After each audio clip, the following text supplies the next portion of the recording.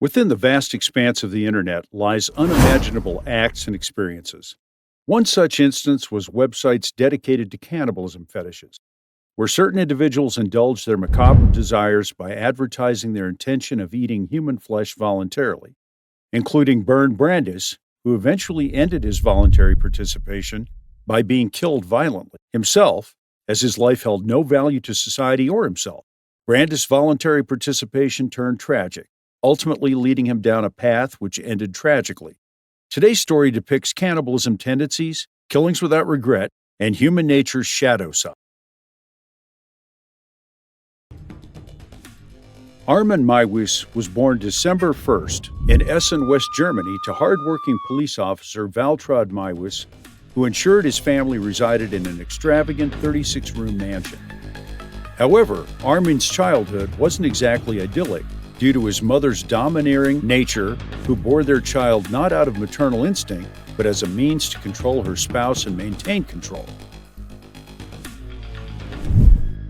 Armin was left without parental care or affection during his childhood and found comfort from books like Robinson Crusoe or Hansel and Gretel to escape reality.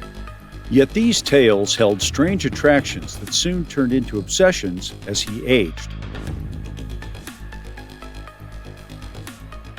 At 19, Armin joined the West German Army as a temporary distraction from his dark fantasies. Although attempts at romantic relationships left him questioning his sexuality eventually revealed itself when he started drinking heavily and caused 2 incidents of drunk driving, ultimately leading to his dismissal from service. Armin turned his attention towards computer engineering upon returning home and discovered an unexpected world on the internet: cannibalistic websites. Armin's online community gave him a sense of validation and belonging, creating and posting photos featuring human body parts made from butcher's meat gave him immense pride amidst their ranks, cementing his place among them and earning him admiration from them all. Armin found himself liberated after the passing of his mother. Using one room from their mansion as his slaughter room, Armin posted ads for willing participants for cannibalism consumption and transformed a portion of it into his personal slaughter room. Shockingly, his post attracted responses. One individual even agreed to meet Armin, but changed his mind at the last moment. Undeterred by such events, Armin continued with his online activities by fabricating fake images of victims out of papier-mâché and mannequins.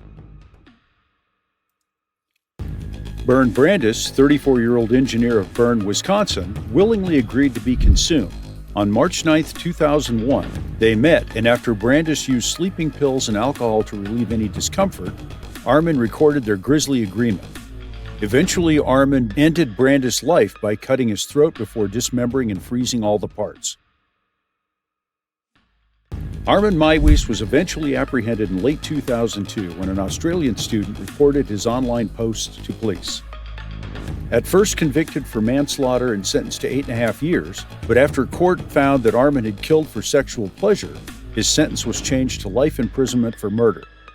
Today, Armin remains in prison, his heinous act serving as an eyewitness account of humanity's capacity for evil. At Brandes' trial, what made his case particularly notable wasn't just its brutality, but rather the voluntary nature of it. Brandes had agreed to murder and subsequent eating by others as an act of participation rather than passive resistance against force. Due to no legal precedent for this act, there were questions of consent as well as law's limits. Consequently, this case became one of great interest within legal, ethical, and psychological circles alike. Armin Meiwes quickly earned himself the moniker Rotenberg Cannibal due to his actions and subsequent media attention. These led to an examination of German laws surrounding consent and assisted suicide. Further, their case spurred on more stringent regulations for such content on the web and increased monitoring measures against it. At the core of Armin's tale lies his lack of regret for his actions during trial, speaking openly about them with cold detachment about cannibalism, with which he described. Armin's insensitivity serves as a stark reminder that the human mind has the capacity for immense depravity when left to its own devices. Today, Armin Meiwes remains an emblem of human depravity and darkness. His story serves as an eyewitness account to online safety concerns that lurk deep within the internet, while simultaneously serving as an illustration of how our past can mold us. Undiagnosed mental illnesses often leading to severe consequences that have devastating ramifications for society as a whole. As we consider this story, it is crucial to keep this tale in perspective. Extreme cases do not reflect humankind as a whole.